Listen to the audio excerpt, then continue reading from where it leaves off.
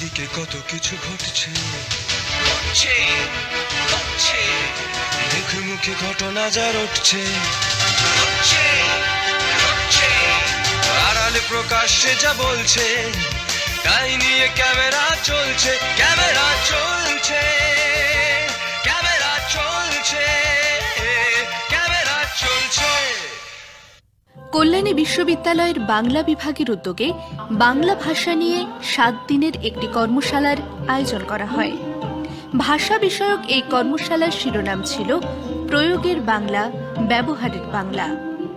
বাংলা ভাষা প্রতিনিয়ত বদলাচ্ছে, নিত্য নতুন শব্দ বাংলা ভাষায় আসছে, পাল্টে যাচ্ছে উপস্থাপন প্রয়োগ রীতি। কিন্তু কতটা, কিভাবে পাল্টাচ্ছে, আগামী দিনে বাংলা ভাষার রূপ কি হতে পারে, সেসব নিয়েই ছিল এই কর্মশালা। উদ্বোধন করেন কল্যাণী বিশ্ববিদ্যালয়ের কলা ও বাণিজ্য অনুষদের অধ্যক্ষ অধ্যাপক অসীমানন্দ গঙ্গোপাধ্যায়। তিনি জানান, সমস্ত ভাষার বিবর্তনের মতোই বাংলা ভাষারও বিবর্তন হয়ে চলেছে। ভাষায় বিবর্তন আমরা দেখতে পাই ভোটের সময়ে, রাজনীতিবিদদের ভাষণে, আমরা সোশ্যাল মিডিয়ায় বিভিন্ন অঞ্চলের ভাষার প্রায়োগিক নমুনাও দেখতে পাই এবং বাংলা ভাষার নানা রূপ আমরা এরই মধ্যে দিয়ে যেগুলো পাই, যে বৈচিত্র্যতা পাই, এই কর্মশালায় সেগুলো আলোচিত হবে, যার মাধ্যমে বাংলা ভাষাভাষী প্রতিটি মানুষ বর্তমান সময়ে বাংলা ভাষার একটি রূপ চিনতে ও জানতে পারবে। কলকাতা বিশ্ববিদ্যালয়ের ভাষাতত্ত্বের প্রাক্তন অধ্যাপক মিনা দাঁ জানালেন, মানুষের বাচন বিচ্যুতি হয়। এই বাচন বিচ্যুতির সংশোধনের জন্য আমাদের দরকার হয় ক্লিনিক্যাল লিঙ্গুইস্টদের অথবা স্পিচ প্যাথোলজিস্টদের। এই ক্লিনিক্যাল লিঙ্গুইস্টিক্সের তত্ত্ব এই বাচন বিচ্যুতি সংশোধনের কাজে কিভাবে ব্যবহার করা হবে ক্লিনিকে, সেই নিয়ে কাজ করা হয়। আসলে ক্লিনিক্যাল লিঙ্গুইস্টিক্সের একটি টিম থাকে, সেই টিমে শুধু লিঙ্গুইস্ট থাকেন না, অডিওলজিস্ট থাকেন, পেডিয়াট্রিশিয়ান থাকেন, ইএনটি স্পেশালিস্ট থাকেন, আরো অনেকে মিলে এই টিমটি হয় এবং এই টিমটি পুরো একসঙ্গে কাজ করে। আর বাচন বিচ্যুতি হতে পারে মানুষের নানা কারণে, হয়তো কোনো অ্যাক্সিডেন্ট হয়েছে, হয়ে মস্তিষ্কে আঘাত লেগেছে, সেই জন্য বাচন বিচ্যুতি হয়েছে, অথবা হয়তো সেরিব্রাল স্ট্রোক হয়েছে এবং স্ট্রোকটা এমন জায়গায় হয়েছে যেখান যে মস্তিষ্কের যে অংশটি কথা বলা বা ভাষাকে নিয়ন্ত্রণ করে সেই জায়গায়, তখন বাচন বিচ্যুতি দেখা যায়। আবার কখনো কখনো দেখা যায় যে বিভিন্ন অঙ্গে কোনো ত্রুটি আছে, তখন বাচন বিচ্যুতি হচ্ছে। আবার দেখা যায় বয়সজনিত কারণে মানুষ যখন একটু কানে কম শোনে, তখন বাচন বিচ্যুতি হয়। তাছাড়া দেখা যায় যে কোনো ত্রুটি নেই অঙ্গগত, কিন্তু তা সত্ত্বেও বাচন বিচ্যুতি রয়েছে, যেটা আমাদের খুব পরিচিত জিনিস তোতলামি। এইসব সারাবার জন্যে ক্লিনিক্যাল লিঙ্গুইস্টিক্সের দরকার হয় এবং ক্লিনিক্যাল লিঙ্গুইস্টিক্সের চর্চা হয়। বাংলা বিভাগের ভাষাতত্ত্বের অধ্যাপক সুখেন বিশ্বাসের কথায় জানা গেল, বাংলা ভাষা কি ক্রমশ অবক্ষয়ের পথে নাকি সমৃদ্ধির দিকে, এই নিয়ে বুদ্ধিজীবীদের মধ্যে তর্কের শেষ নেই। আমরা যখন রাজনৈতিক সমাবেশ দেখি অথবা টিন এজারদের মধ্যে বিভিন্ন কথোপকথন শুনি, তখন মনে হয় বাংলা ভাষা গোল্লায় গেছে। আবার যখন দেখি বাংলা ভাষাকে কেন্দ্র করে ভাষা প্রযুক্তি, ফরেন্সিক ভাষাবিজ্ঞান, ক্লিনিক্যাল ভাষাবিজ্ঞান ইত্যাদি সৃষ্টি হচ্ছে, তখন মনে হয় বাংলা ভাষা শ্রীবৃদ্ধির দিকে যাচ্ছে। এই যে 7 দিনের কর্মশালা, কল্যাণী বিশ্ববিদ্যালয়ের বাংলা বিভাগের অন্তর্গত এই কর্মশালা থেকে যে জিনিসটা উঠে আসছে সেটি হলো নিত্য নতুন শব্দ যেগুলো প্রতিনিয়ত বাংলা ভাষায় ঘা দিচ্ছে, সেগুলো নিয়ে আমরা ইতিমধ্যেই একটি অভিধান তৈরির পরিকল্পনা করেছি এবং সেটির কাজ অনেকটা এগিয়েছে। পাশাপাশি ভাষার প্রযুক্তিগত যে সমস্ত দিক রয়েছে সেই দিককে ছাত্রছাত্রী তথা ভাষাবিজ্ঞানের গবেষকদের কাছে তুলে ধরছি, তারা যাতে শ্রীবৃদ্ধির দিকটাকে সামনে রেখে নিত্য নতুন গবেষণাপত্র তৈরি করতে পারে। শুধু তাই নয়, ভাষার যে নান্দনিকতা, সেই নান্দনিকতাকে তার কাব্যের মধ্যে, তার লেখার মধ্যে, তার গবেষণার মধ্যে ফুটিয়ে তুলতে পারে, সেটি নিয়ে আমরা চিন্তা ভাবনা করছি। কর্মশালার সূচনা হয় একটি কবিতা দিয়ে। এই কবিতায় সুরারোপ করে সঙ্গীত পরিবেশন করেন বাংলা বিভাগের গবেষকরা।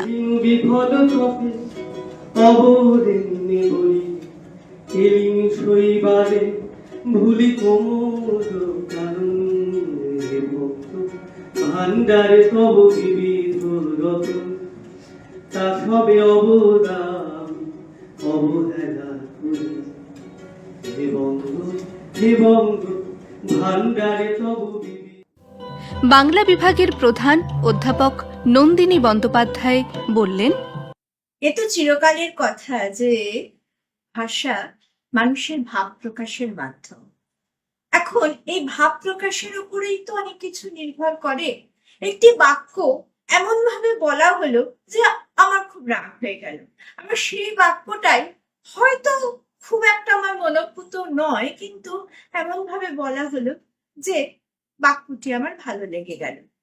একই বাক্য বলার উপর মানুষের মানুষের সম্পর্ক যেমন তৈরি হয়, তেমনি তার বলার ভঙ্গির উপরে নির্ভর করে মানুষের মানুষের দূরত্ব কিন্তু তৈরি হয়ে যায়। অর্থাৎ ভাষাকে বলতেও শিখতে হয়। আমরা এই ওয়ার্কশপে সেইটি যেন শিখে নিতে পারি। আবার এই যে এক একটি প্রজন্ম আসছে, সেই প্রজন্ম অনুযায়ী, পরিবেশ অনুযায়ী প্রত্যেক দিন ভাষা তার রং বদল করছে।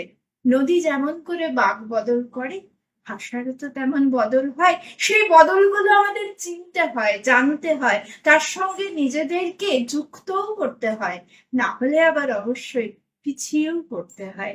এই সবটুকু শেখার জন্যই আমাদের এই আয়োজন, ভাষা প্রয়োগে ভাষা ব্যবহার।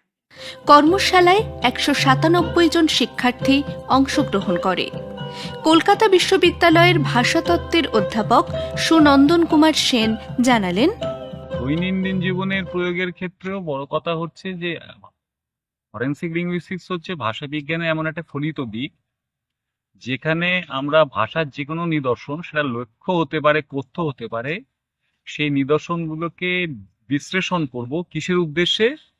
অপরাধমূলক কাজকর্মকে সমাধানের উদ্দেশ্যে। অর্থাৎ এটা হচ্ছে যে আমরা যেমন ধরুন কোনো যখন অপরাধ হয়, ফরেনসিক সায়েন্স কি করে? কোনো একটা দেশলাই কাঠি কি কোনো একটা বোতাম কি কোনো একটা ছোট্ট কংক্রিট অবজেক্টকে কাজে লাগিয়ে অপরাধকে ধরার চেষ্টা করে।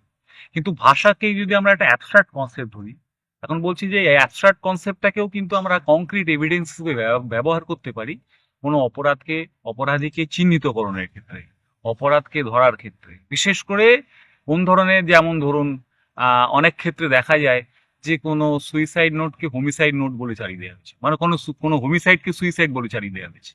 কিন্তু অর্থাৎ অ্যাকচুয়ালি যেটাকে আমরা সুইসাইড নোট ভাবছি সেটা কিন্তু অ্যাকচুয়ালি প্রকৃত সুইসাইড নোট নয়, সে সুইসাইড করেনি, তাকে খুন করা হয়েছে। কেন? তার কারণ হচ্ছে যে প্রকৃত সুইসাইড নোটের যে বৈশিষ্ট্য, যে প্রকৃত সুইসাইড করেছে তার ভাষার যে নিজস্ব চরিত্র আছে, যে সুইসাইড করেনি তাকে যে লেখানো যদি হয় তাহলে সেটা কিন্তু আলাদা। অর্থাৎ আমি বলতে চাইছি যে সাধারণ অপরাধের ক্ষেত্রে এই ধরনের ভাষাও ভবিষ্যতে একটা বড় বাহন হতে পারে, যে বাহনের মধ্যে দিয়ে আমরা অপরাধীকে চিহ্নিত করতে পারি। কারণ এটা একটা গুরুত্বপূর্ণ কথা যে প্রতিটা মানুষের আঙ্গুলের ছাপ যেমন স্বতন্ত্র, আঙ্গুলের ছাপ থেকে যেমন অপরাধকে চিহ্নিত করা হয় অপরাধীকে, তেমনি প্রতিটি ব্যক্তি বিশেষের ভাষার ব্যবহারের মধ্যেও কোনো না কোনো বৈশিষ্ট্য লুকিয়ে আছে। স্টাইলিস্টিক্সের কথা আপনারা সবাই জানেন, সেই স্টাইলিস্টিক্স থেকে স্টাইলোমেট্রি এসছে, ফরেন্সিক লিঙ্গুইস্টিক্সে, সেইখান থেকেও কিন্তু আমরা ব্যক্তি বিশেষকে খুঁজে পেতে পারি এবং অপরাধীকে চিহ্নিতকরণের ক্ষেত্রে সাহায্য করতে পারি। ভবিষ্যতের এর কিন্তু বড় কাজের সম্ভাবনা রয়ে গেছে। বিশিষ্ট সাহিত্যিক সিজার বাগচি বললেন, বাংলা ভাষা ক্রমশ খুব পাল্টে যাচ্ছে, নতুন নতুন শব্দ আসছে, লেখার ভঙ্গিমা পাল্টে গেছে। আগে যেভাবে বাংলা লেখা হতো এখন সেভাবে লেখা হচ্ছে না। সবচেয়ে বড় কথা হচ্ছে বাংলা ভাষা, বিশেষ করে বাংলা লেখা ক্রমশ ইমেজ নির্ভর হয়ে গেছে, মানে শব্দ দিয়ে ছবি আঁকার চেষ্টা করছে, কারণ এটা ইমেজেরই যুগ। এখন ছবির যুগ এসে গেছে, সবকিছুতেই একটা ছবি থাকছে। আমরা যারা সোশ্যাল মিডিয়া তারা দেখতে পাই যে প্রচুর ছবি আপলোড হচ্ছে, নিজের ছবি, লোকে ছবি তুলে পোস্ট করছে। সেই সমস্ত কিছু সাহিত্যের ভাষা এবং যে লেখালেখির ভাষা সেখানে চলে আসছে। এই যে বদলটা, তাতে নতুন শব্দ আসছে, তার ধরন পাল্টাচ্ছে, এইসব নিয়েই আজকের আমার বক্তব্য ছিল। ইন্ডিয়ান স্ট্যাটিস্টিক্যাল ইনস্টিটিউটের ভাষাতত্ত্বের অধ্যাপক নীলাদ্রি শেখর দাস বললেন, ভাষা প্রযুক্তি কিভাবে সাধারণ মানুষের কাজে লাগে তার একটা উদাহরণ দিয়ে ব্যাখ্যা করেন। ধরা যাক কোনো একজন বাঙালি, তিনি বাংলা পড়তে পারেন না, লিখতেও জানেন না, সেক্ষেত্রে আমার প্রযুক্তি কিভাবে তাকে সাহায্য করে। তো তার যদি একটা মোবাইল ফোন থাকে এবং তিনি যদি মনে করেন বাংলা ভাষাটা শিখতে এবং লিখতে পড়তে শিখবেন, তাহলে আমরা প্রযুক্তির মাধ্যমে তাকে শিখিয়ে দিতে পারবো। মানে প্রযুক্তি সরাসরি তাকে শিখিয়ে দেবে কিভাবে প্রতিটি বর্ণকে লিখতে হবে, কিভাবে সেগুলোকে উচ্চারণ করতে হবে, কিভাবে সেগুলো শব্দ তৈরি করার বেলায় ব্যবহার করতে হবে, কিভাবে সেভাবে সঠিক উচ্চারণ করতে পারবেন এবং তার অর্থটা কি, এরকম প্রতিটি বিষয়, তার উচ্চারণ, তার ব্যবহার, তার গঠন এবং তিনি সেভাবে কিভাবে কাজে লাগাতে পারবেন, এগুলো সবগুলোই শেখাবো। কেবলমাত্র গ্রাফিক ডিজাইন দিয়ে নয়, তার সঙ্গে আমরা অডিও ভিজুয়াল যে সাপোর্ট বা টেকনোলজি সেটাকেও কাজে লাগিয়ে, যাতে করে একজন সাধারণ মানুষ সামগ্রিকভাবে শিখতে পারেন এবং জানতে পারেন এবং ব্যবহার করতে পারেন এবং তার নিজের জীবনের প্রতিদিনের কাজে এই তথ্য এবং জ্ঞান কাজে লাগাতে পারেন। তার জন্য সর্বতোভাবে ভাষা প্রযুক্তি কাজ করছে। কর্মশালার শেষ দিনে বিশিষ্ট সাহিত্যিক রামকুমার মুখোপাধ্যায় বললেন, প্রয়োগের বাংলা তার একটা বড় জিনিস হচ্ছে এটা সাহিত্যে কেমন প্রয়োগ হচ্ছে। সেই সাহিত্য মানে যেটা সৃষ্টিশীল সাহিত্য, এই প্রয়োগের ক্ষেত্রে অনেকগুলো ব্যাপার ভাবতে হয়। সেটা হচ্ছে যে লেখাটা লিখছি সেটা কোন সময়ের জীবনের ওপরে লেখা। যেমন আমার যেটা একটা বড় উপন্যাস, সেটা হচ্ছে ধনপতির সিংহল যাত্রা। এটা মোটামুটি 16 শতকের কথা।